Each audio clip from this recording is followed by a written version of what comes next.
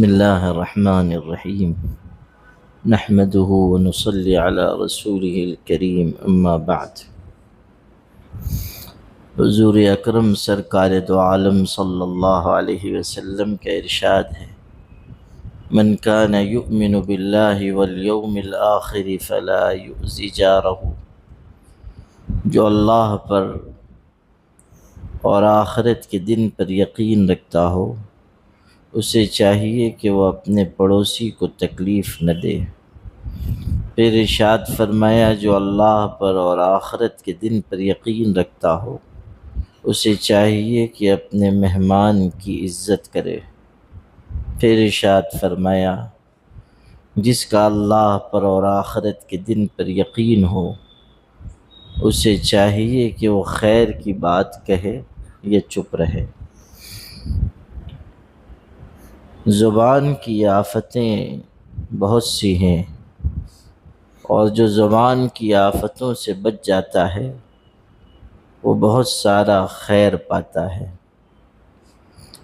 اسی لیے یہ ہدایت دی گئی کہ یا تو آدمی بھلائی کی بات کہے یا چپ رہے۔ اگر آدمی زیادہ بات چیت کرے گا وہ کہیں نہ کہیں غلطی کر بیٹھے گا۔ زبان کی جو آفتیں ہیں وہ انسان کو ہلاک کرنے والی ہیں۔ انہی آفتوں میں سے ایک چیز جھوٹ بھی ہے۔ نبی کریم صلی اللہ علیہ وسلم سے ایک موقع پر پوچھا گیا، کیا مومن بزدل ہو سکتا ہے؟ آپ صلی اللہ علیہ وسلم نے ارشاد فرمایا، ہو سکتا ہے۔ پھر آپ سے پوچھا گیا، کیا مومن جھوٹا ہو سکتا ہے؟ آپ نے فرمایا، مومن جھوٹا نہیں ہو سکتا۔ ایک حدیث میں یہ بھی ارشاد فرمایا کہ جھوٹ انسان کو گناہ تک لے جاتا ہے اور گناہ انسان کو دوزخ تک لے جاتا ہے۔ اس سے مشائخ نے ایک بات نکالی ہے، اور وہ بات یہ ہے کہ جھوٹ صرف ایک گناہ نہیں ہے بلکہ جھوٹ بہت سے گناہوں کی بنیاد ہے۔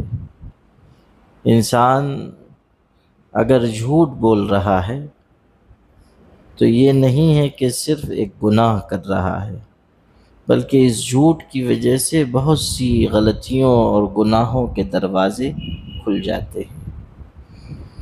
اسی لیے زبان کی جو آفتیں ہیں، زبان کے جو گناہ ہیں، زبان کی جو لغزشیں ہیں، ان میں جھوٹ سر فہرست ہے۔ بہت سے لوگ یوں ہی جھوٹ بول دیتے ہیں، بہت سے لوگ مذاق میں جھوٹ بول دیتے ہیں، بہت سے لوگ کسی کو خوش کرنے کے لیے جھوٹ بول دیتے ہیں، بہت سے لوگ اپنی غلطی پہ پردہ ڈالنے کے لیے جھوٹ بول دیتے ہیں، کچھ لوگ کسی کو ہنسانے کے لیے جھوٹ بول دیتے ہیں۔ یہ سب اپنی اپنی عاقبت برباد کر رہے ہیں۔ جھوٹ چاہے مذاق میں کہا جائے، چاہے سنجیدگی میں کہا جائے، وہ جہنم کی طرف لے جانے والا عمل ہے۔ پھر یہ بھی سمجھنے کی چیز ہے کہ جھوٹ قول میں بھی ہوتا ہے، جھوٹ عمل میں بھی ہوتا ہے، جھوٹ نیت میں بھی ہوتا ہے۔ نبی کریم صلی اللہ علیہ وسلم نے بتایا کہ شہید قیامت کے دن لایا جائے گا اور اللہ تعالیٰ اس کے لیے دوزخ کا فیصلہ کرے گا۔ وہ کہے گا، میں تیری راہ میں لڑا یہاں تک کہ شہید ہو گیا۔ اللہ تعالیٰ کہے گا، تو جھوٹ بولتا ہے، تو نے لڑائی تو لڑی اور تو نے ہمارے راستے میں جہاد تو کیا، لیکن اس غرض سے نہیں کہ ہم راضی ہوں، دین کا کلمہ بلند ہو۔ تیرا مقصد یہ تھا کہ تجھ کو بہادر کہا جائے، تجھ کو شہید کہا جائے، یہ ہے نیت کا کھوٹ اور نیت کا جھوٹ۔ انسان نے عمل تو کیا لیکن اس کی نیت میں جھوٹ ہے، اس کی نیت میں کھوٹ ہے۔ عالم کے ساتھ بھی یہی معاملہ ہوگا۔ اسی طرح انسان بسا اوقات عمل میں جھوٹا ہوتا ہے، کوئی کام اس نے نہیں کیا، کہہ رہا ہے کہ میں نے کیا۔ قرآن مجید میں آیا یحبون ان یحمدوا بما لم یفعلوا، ایسے لوگ ہیں چاہتے ہیں ان کاموں پر ان کی تعریف ہو جو انہوں نے کیا ہی نہیں۔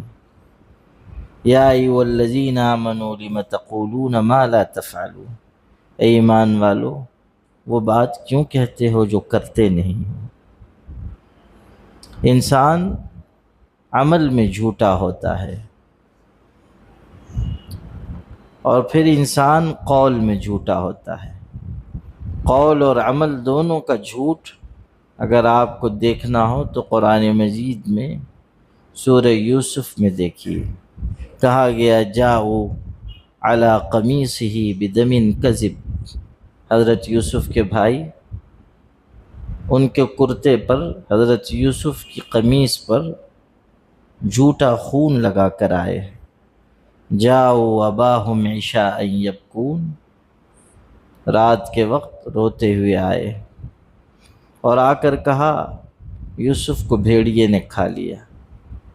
ایک تو ان کا فعل جھوٹا کہ یوسف علیہ السلام کو انہوں نے خود کنویں میں ڈالا تھا، اور دوسرے آ کر بھی جھوٹ کہہ رہے ہیں۔ تو عمل کا بھی جھوٹ ہے اور قول کا بھی جھوٹ ہے، دونوں جھوٹ اس واقعے میں جمع ہیں۔ خون لگا کر لائے تھے۔ اچھا یہ بھی ہے کہ جاءوا اباہم عشاء یبکون، رات کے وقت، عشاء کے وقت روتے ہوئے آئے۔ اللہ تعالیٰ نے یہ نہیں کہا کہ آئے روتے ہوئے، وقت بھی بتایا، اور وقت اس لیے بتایا، قرآن مجید میں کوئی چیز ضرورت سے زائد نہیں آتی ہے۔ اللہ تعالیٰ نے عشاء کا لفظ اس لیے استعمال فرمایا تاکہ یہ بتا دیں کہ یہ لوگ چونکہ جھوٹ بولنے والے تھے اور ان کو یہ خطرہ تھا کہ جھوٹ بولیں گے ہمارے چہرے سے جھوٹ ظاہر نہیں ہوگا، یعنی حضرت یعقوب چہرہ دیکھ کے ہمارے والد پہچان جائیں گے یہ جھوٹ بول رہے ہیں، ہمارا جھوٹ پکڑا جائے گا، اس لیے رات کے وقت آئے تاکہ اندھیرے میں بات بنی رہ جائے اور باپ چہرہ دیکھ کر پہچان نہ پائیں کہ یہ جھوٹ بول رہے ہیں۔ رات کے وقت آئے، روتے ہوئے آئے، رونا بھی جھوٹا اور خون بھی جو لگا کر لائے وہ بھی جھوٹا۔ حضرت یعقوب علیہ السلام سے کہا کہ یوسف کو بھیڑیے نے کھا لیا اور یہ اس کا کرتا ہم لے کے آئے ہیں تاکہ ثبوت کے طور پر پیش کریں۔ حضرت یعقوب علیہ السلام نے جب اس کرتے کو دیکھا تو ارشاد فرمایا کہ بڑا عقل مند بھیڑیا تھا جس نے کرتا اتار کے یوسف کو کھایا ہے، یعنی بھیڑیا اگر حملہ کرے گا تو کرتا پھٹ جائے گا، قمیص پھٹ جائے گی، لیکن ان لوگوں نے کرتا بالکل صحیح سالم چونکہ اتار لیا تھا اور اس پہ بکری کا خون لگا کے لائے تھے، تو حضرت یعقوب علیہ السلام نے یہ بات ارشاد فرمائی اور سمجھ لیا کہ جھوٹ کہہ رہے ہیں۔ عرض یہ کر رہا تھا کہ کبھی نیت میں جھوٹ ہوتا ہے، کبھی انسان کے قول میں جھوٹ ہوتا ہے، کبھی انسان کے عمل میں جھوٹ ہوتا ہے، چاہے نیت میں جھوٹ ہو، چاہے قول میں جھوٹ ہو، چاہے عمل میں جھوٹ ہو، اللہ کے ہاں انسان کی پکڑ ہوگی۔ اسی کا ایک حصہ یہ بھی ہے کہ آدمی جھوٹا خواب بیان کرے۔ نبی کریم صلی اللہ علیہ وسلم نے ارشاد فرمایا ان من افر الفرا ان یری عینیہ ما لم ترى۔ ارشاد فرما رہے ہیں سب سے بڑا جھوٹ یہ ہے انسان اپنی آنکھوں کو وہ دکھائے جو اس نے نہیں دیکھا ہے، یعنی جھوٹا خواب بیان کرے۔ بعض لوگ اپنی بڑائی ظاہر کرنے کے لیے جھوٹے خواب تراشتے ہیں، خواب من گھڑت بیان کرتے ہیں اور چاہتے ہیں کہ اس کی وجہ سے یہ محسوس ہو کہ یہ سچے، ان کا راستہ سچا، ان کا ذہن اچھا، یہ اچھے۔ یہ بھی غلط طریقہ ہے۔ تو یاد رکھیے جو انسان اپنی شخصیت کو بنانے کے لیے، اپنے آپ کو بڑا بتانے کے لیے جھوٹی بات بیان کرتا ہے، چاہے وقتی طور پر اسے عزت ملے لیکن اللہ تعالیٰ بالآخر اسے ذلیل کر دیتا ہے، آخر کار ذلت اس کے حصے میں آئے گی۔ حضرت عمر ابن خطاب رضی اللہ عنہ کا ایک ارشاد ہے، فرمایا کرتے تھے کہ اگر سچائی کی وجہ سے مجھے چھوٹا بننا پڑے تب بھی مجھے سچائی اس جھوٹ کے مقابلے میں زیادہ محبوب ہے جو مجھے عزت عطا کرے۔ یعنی اگر جھوٹ سے عزت مل رہی ہے اس کے مقابلے میں وہ چھوٹا پن زیادہ بہتر ہے جو سچ بولنے کے نتیجے میں آتا ہے۔ سچائی انسان کو نجات دلاتی ہے اور سچ انسان کو عزت بخشتا ہے۔ آج انسان نے سچ کہا، ہو سکتا ہے کہ بظاہر اس کو کوئی دشواری پیش آئے، ہو سکتا ہے کہ اس سچائی کی وجہ سے اس کو کچھ تکلیف ہو، کچھ نقصان ہو، لیکن آخر کار سچائی اس کے لیے نجات کا ذریعہ ہوگی۔ حضرت کعب ابن مالک رضی اللہ عنہ کا واقعہ حدیثوں میں آیا ہے، بہت لمبا واقعہ ہے۔